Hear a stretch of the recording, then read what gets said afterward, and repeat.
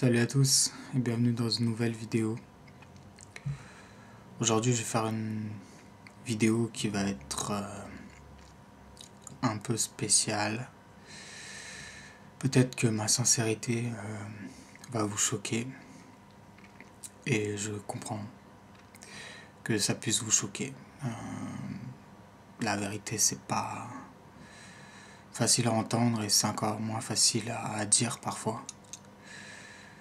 Mais je me suis donné un devoir d'honnêteté envers les gens qui me regardent et j'ai décidé de tout dire.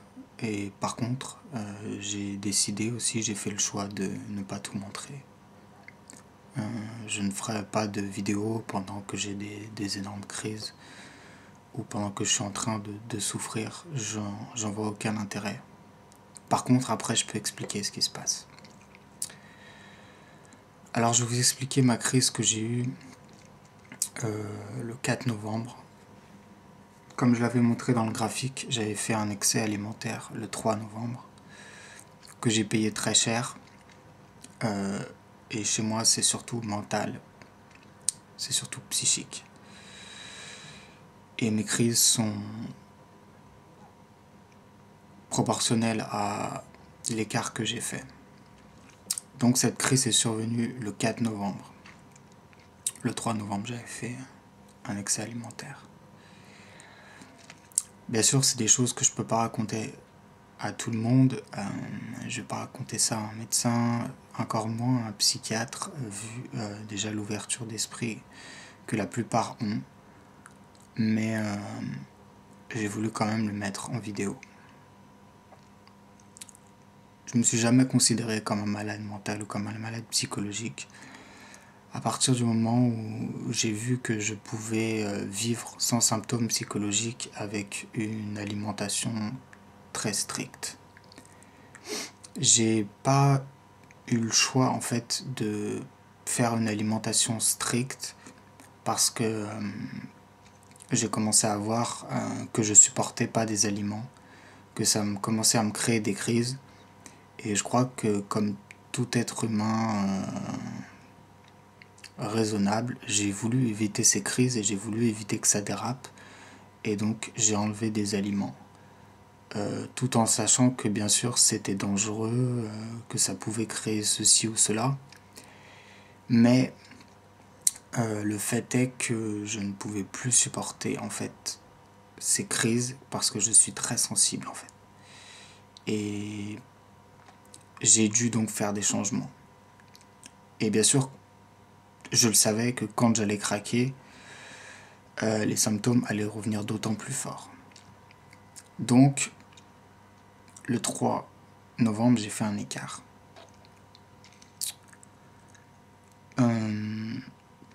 Ça a commencé le 4 novembre vers midi, 13h. Et ça a duré en tout 7 jours. J'ai mis 7 jours à m'en remettre. Pendant ces 7 jours, j'ai expérimenté pratiquement toutes les maladies psychologiques, entre guillemets, que existantes. J'ai eu des crises d'angoisse terribles. Je crois que l'angoisse est un des pires symptômes. Sans doute un des pires symptômes. C'était une angoisse permanente qui a duré environ 15 heures. C'est une angoisse qui a duré 15 heures. C'est des moments où on peut presque rien faire, presque rien dire. Je connais un copain qui, pendant ses angoisses, ne peut juste que vomir en fait. Il peut même plus réfléchir. Il doit occuper un espace-temps et tout ce qu'il a trouvé c'était vomir. Il y en a qui se scarifient, il y en a qui font des choses comme ça. Moi c'est pas allé jusque là, mais en tout cas c'était un moment où je n'arrivais pas à penser, où j'étais agité, où j'avais besoin de marcher jusqu'à l'épuisement total, c'est-à-dire épuiser mon corps pour que ça reprenne place sur ça leur prenne la place du mental en fait. Donc je marchais jusqu'à épuisement et j'avais pas beaucoup de force. Et je crois que c'est un des trucs les plus durs que j'ai eu à faire. Les crises d'angoisse se sont arrêtées, j'ai eu à peu près 15 heures de crises d'angoisse qui ont été assez violentes. Je peux comprendre que les gens en arrivent à des absurdités en ayant des angoisses comme celles que j'ai vécues quasi permanentes. Je comprends que les gens puissent en arriver à des extrémités, je comprends très très bien parce que je suis passé par là. Et rien qu'à l'idée d'imaginer que je puisse un jour repasser par là, j'en ai juste la chair de poule. Et vraiment, je flippe. Donc il y a eu les angoisses. Ensuite, il y a eu des changements de comportement que je cache tout le temps en essayant de... des trucs vraiment bêtes. Sourire tout le temps, partir tout le temps dès qu'il y a quelqu'un qui arrive, s'éloigner, être bizarre, oui.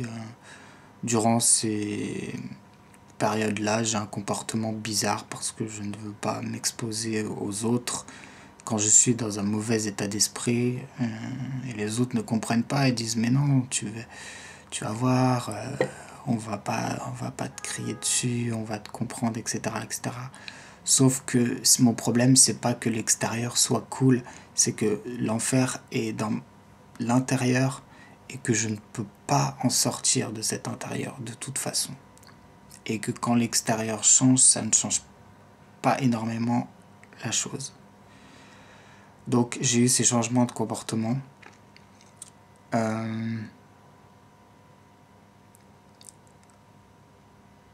J'ai eu des espèces de passages, comment on pourrait dire, des espèces de psychoses, c'est-à-dire qu'il y avait une vérité, quelque chose qui m'avait dérangé, qui était vrai, tout cela est vrai. Donc j'avais des gens qui des jours avant m'avaient fait du mal, des années avant m'avaient fait du mal, et à ce moment-là précis, tout ressortait. Et tout ressortait en amplifié, comme si je voulais me venger de tout le mal qu'on m'a fait, tout d'un coup. Et bien sûr, c'est accentué x 100, c'est-à-dire que on m'a fait beaucoup de mal et je dois beaucoup me venger, etc., etc. Bien sûr, je ne me suis pas vengé, j'ai rien fait du tout. Mais en tout cas, dans ma tête, c'était ce qu'il y avait là. Donc je vous imaginez peut-être un petit peu l'enfer que c'est. Parce que moi, je subissais, hein. Moi, je faisais rien. Je pensais même pas, c'est juste ça qui m'agressait. C'est ces pensées de, voilà, on m'a fait beaucoup de mal, en fait. Ce qui n'est pas faux. Mais c'était énormément amplifié. C'était une amplification fois 1000, voilà. On t'a fait du mal. Donc, il y avait... il y a la part de vérité et il y a la part en plus d'exagération. Ça doit être un mécanisme du cerveau d'exagération des choses. Et j'arrivais à me répéter 50 fois dans ma tête. C'était répété dans ma tête et moi j'étais en train de subir ça. Que voilà, on m'a fait du mal, c'est catastrophique. Donc voilà, donc je subissais ce truc-là. C'est assez l'horreur. Ensuite, je vais pas y arriver, je vais y arriver à rien du tout. Donc ça c'est typique en fait. Non, j'y arriverai pas. Donc il y a comme l'autre fois, comme tout à l'heure, il y a une part de vérité qui c'est que j'ai on va dire, j'ai pas toutes les cartes en main pour m'en sortir en ce moment. Et il y a une part qui se surajoute en fait, je vais pas y arriver, voilà, non à rien, voilà. Donc c'est des épisodes bien sûr très dépressifs et abrupts de dépression à cause de tous ces symptômes. Donc je suis passé par là et donc c'est un peu aussi un symptôme du candidose. Je peux pas dire oui c'est candidose, c'est probablement ça plus autre chose. Qui fait qu'on a des pensées répétitives. Et quand des gens ont des pensées comme ça sert à rien de dire arrête de ressasser, puisque c'est un mécanisme qui va tout seul. Et je peux vous le dire puisque je l'ai vécu. C'est un truc qui va tout seul. Tu penses 130 fois la même chose, toujours des choses bien sûr très négatives, et ça va tout seul. Donc voilà, une sorte de idée fixe, et voilà, on m'a fait beaucoup de mal, ce qui n'est pas faux, mais très très très amplifié. Voilà. Et donc d'un coup, les gens qui m'ont fait du mal, ils reviennent, et à la charge, et tout ça, ça revient en même temps. Mais c'est terrifiant. Enfin, si les gens arrivent à vivre constamment avec ces symptômes, je me demande comment ils font pour pas en finir. Enfin, je sais pas. Donc ça aussi, ça a duré quelques heures. Enfin, voilà. Ça a quand même bien duré. Demi-journée. Donc il y a eu ces angoisses, il y a eu cette espèce de pensée répétitive, psychose, etc., etc. Passage très dépressif. Alors après, quelques jours après aussi, des passages très dépressifs. Donc là, c'était compliqué. J'ai dû faire tout ce que j'ai mis dans tout ce que j'ai mis dans la vidéo, ce que je fais quand je suis en crise psy, et je l'ai fait. Enfin, j'ai à peu près tout essayé. J'ai essayé de passer le temps. Il y avait aussi des fortes agitations mentales. Ça, c'était très compliqué à vivre. Il y avait des fortes agitations mentales, donc je ne pouvais plus m'asseoir, me poser, me concentrer, avoir des pensées normales. C'était tout agité, agité, agité, agité. Et tout était pressé et tout était en danger de mort. Tu vois, ça peut être des trucs débiles comme je fais la vaisselle, il y a un danger de mort bientôt parce que je vais peut-être aller en hôpital psychiatrique et je vais peut-être devenir fou et je vais complètement maigrir, etc., etc. Ce qui n'était pas faux, mais ultra encore exagéré. Et donc voilà, je suis en danger de mort. Pareil, je faisais la nourriture, je suis en danger de mort avec la nourriture. Ou alors, je faisais...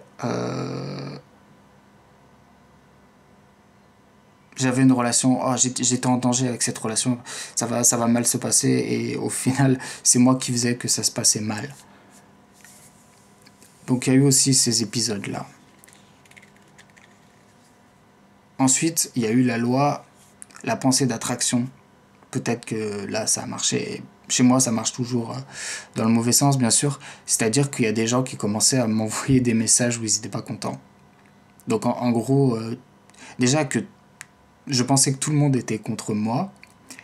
Et en plus, effectivement, les gens commençaient à m'envoyer des messages ou des gens qui me disaient « Oh là là, Nico, t'as pas fait ceci, t'as pas fait cela », et qui étaient contre moi. Donc, c'est-à-dire que vraiment, il y avait une part de vérité et j'avais du mal à faire la distinction entre mon exagération et la vraie part, parce que ça s'enchaînait. Les gens devenaient plus contre moi et t'as l'impression que tout le monde se retourne contre toi, ta famille, etc., etc. Alors que c'est un peu vrai, tu vois, parce que tu as un comportement bizarre, parce que donc ils commencent à s'inquiéter, à se retourner contre toi, mais c'est encore une fois très amplifié. En tout cas, dans mon cerveau, c'était comme ça. Donc j'ai eu ces phases d'angoisse, j'ai eu ces phases dépressives, j'ai eu ces phases psychose, j'ai eu des phases autistes très compliquées à gérer, où voilà, où c'était soit je parlais pas du tout, soit les mots qui sortaient c'était de l'énervement et de la colère.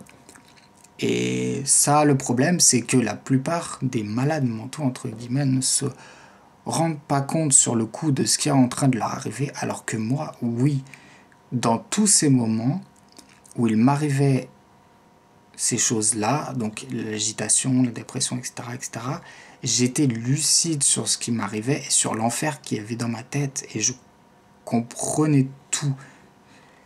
Et c'est encore plus dur à vivre peut-être que de ne rien comprendre finalement et de juste vivre comme ça. Mais le fait de comprendre, ça me permettait de mettre la pédale de frein et de pas aller trop loin là-dedans. Et et de bien m'éloigner et de mieux gérer les situations. Parce qu'au final, donc ça a été 7 jours en enfer total. Quoique il y a toujours plus bas, hein, bien sûr, il y aura toujours des crises qui seront plus fortes possibles.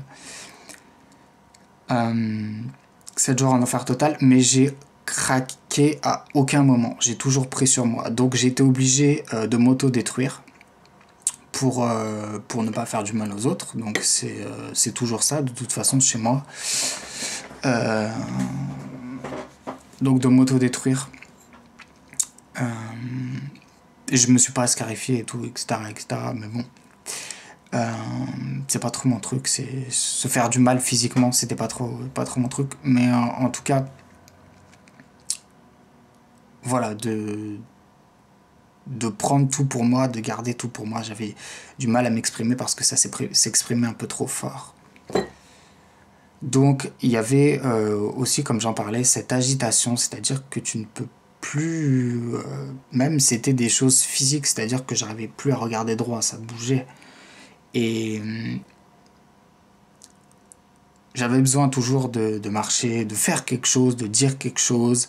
Voilà, et tout d'un coup, tout devenait grave, tu vois. Tout est grave, tu vois. Tout est grave. Alors bien sûr,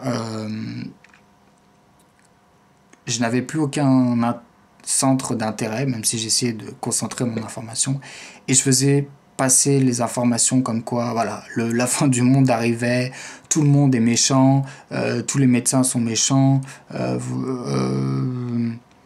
tout le monde nous vaut du mal, le monde va mal tourner, il n'y a aucun espoir, je n'ai aucun traitement, etc., etc. Donc c'était le grand théâtre de Monsieur Hugon. Et je comprenais en plus que c'était en train d'être du théâtre émotionnel.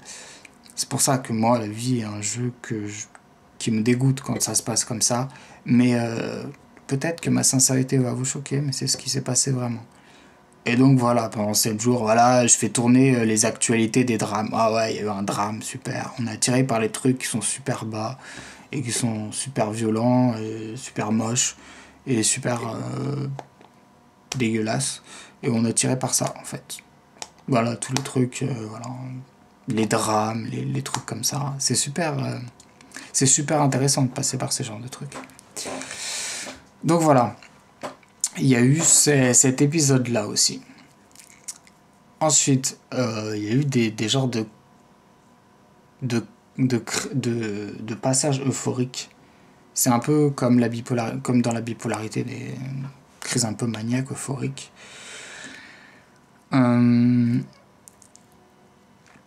C'est-à-dire que j'avais une bonne nouvelle, une relative bonne nouvelle, et je partais. Ça va marcher, tout va aller bien. Je savais bien sûr que c'était débile. C'est très très difficile à vivre ces crises comme ça où on est trop joyeux. C'est une horreur. Je me demande comment, franchement, les gens qui ont ça de manière constante font pour dire encore oui à l'existence. Peut-être que je suis trop sensible psychologiquement, mais moi, c'est des choses comme ça. Voilà. Et donc, voilà, bon, bah, d'un coup, bon, tout allait mal, et puis d'un coup, voilà, bon, bah, c'est super, quoi. T'as trouvé une recette, voilà, c'est super, et le cerveau ne veut pas s'arrêter. Il part dans son truc. Il part dans son truc et ça revient pas. C'est psychologique. C'est technique, on va dire. C'est technique, le cerveau part et... Bon, ça n'a pas duré très très longtemps. C'est peut-être 2 petites crises comme ça de quelques heures. Et après, c'est revenu à la normale. Ça, c'est encore quelques jours après. Donc, ça a commencé par les angoisses. Après, il y a eu les agitations. Après, il y a eu le caractère dépressif, tout va mal, tout machin. Et après, il y a eu ça. Est-ce que j'ai fait le tour ?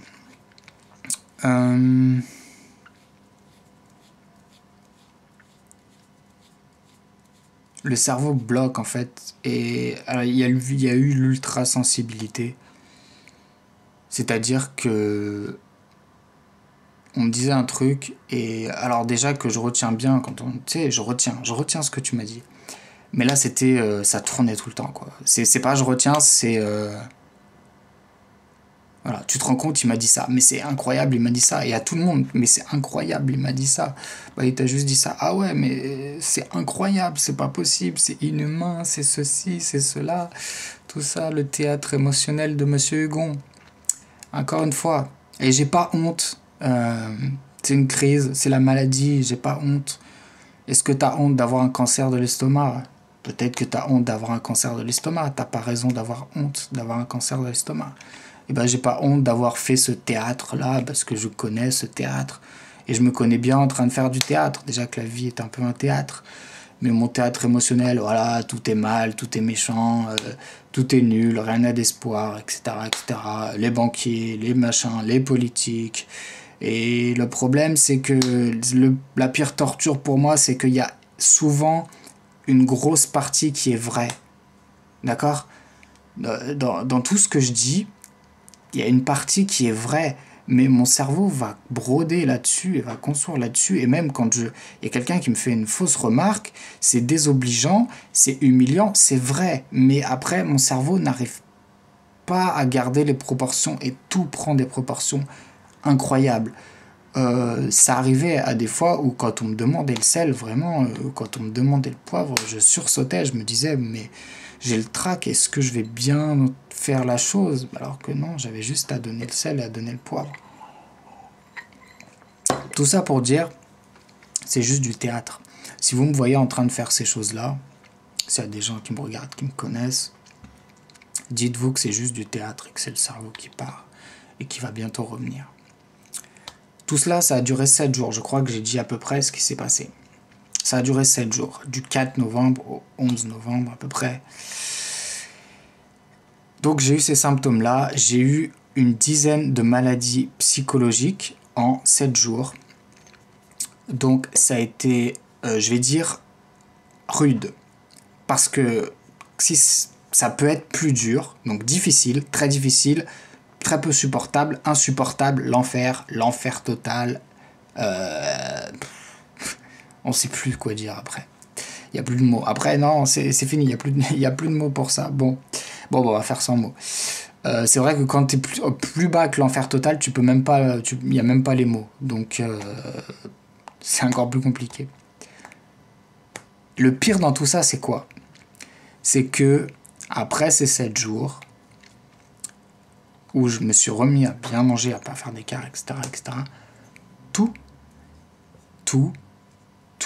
est revenu à la normale presque. Vraiment, j'avais presque plus rien. Bon, j'étais pas heureux, mais tout est revenu à la normale. Alors qu'avant, les gens m'énervaient, tout m'angoissait, tout était bizarre, tout était amplifié, tout était suramplifié, tout était hyper sensibilité énorme, etc., etc. Et là, après ces 7 jours, je savais pas quand ça allait s'arrêter. On sait jamais. Hein. Bon, après, j'ai fait deux autres crises, mais qui ont duré que 24 heures. Et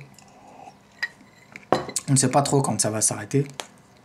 Donc j'ai imaginé que ça allait durer peut-être toute ma vie. Que j'allais être dans cet enfer toute ma vie. Donc forcément, je ne passais pas par des idées fantastiques.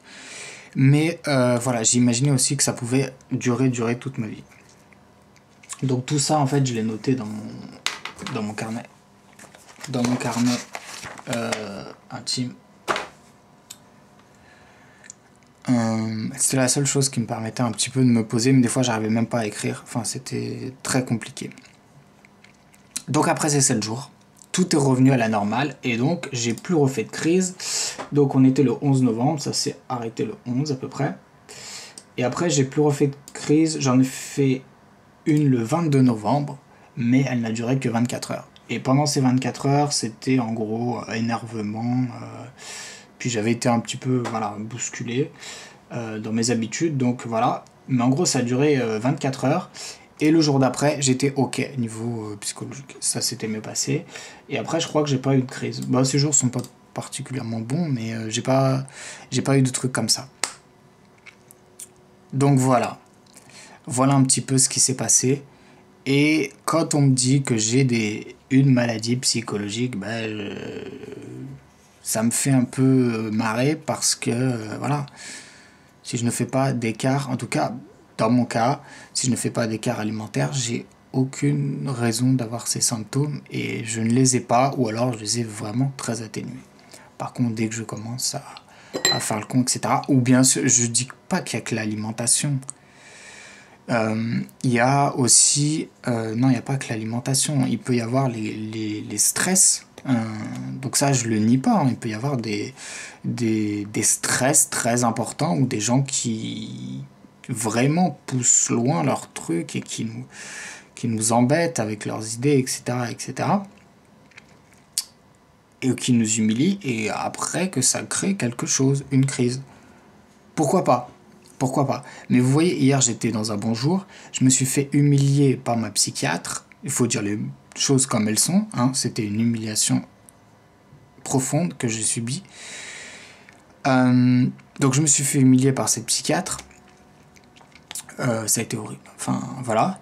Mais comme j'étais dans un bon jour psychologiquement, j'ai gardé mon calme et tout s'est bien passé. Au final, à la fin, elle m'a serré la main, elle m'a pas menacé, il n'y a rien eu et je suis resté totalement calme. Voilà, mais s'il y avait eu ce rendez-vous en crise, ça se serait forcément mal passé. Mais ça n'a pas été le cas. Dieu merci. Donc voilà, alors c'était une crise assez énorme que j'avais faite.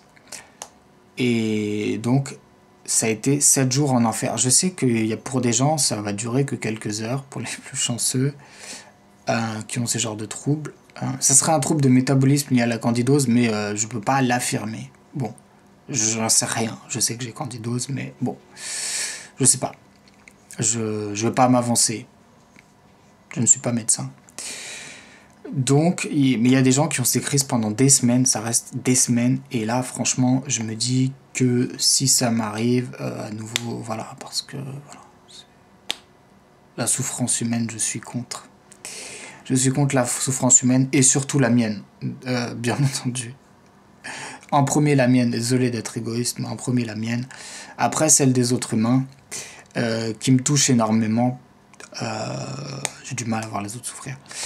Et ensuite, bien sûr, celle des animaux. Voilà. Mais en tout cas, je suis passé par ces passages-là. Je vais revérifier si j'ai fait le tour. Crise autistique, agitation, dépression sévère par à-coup. Donc c'était pas une vraie dépression, j'avais pas de raison. J'avais un peu des raisons d'être dépressif, mais vraiment ça me tombait dessus, tu vois.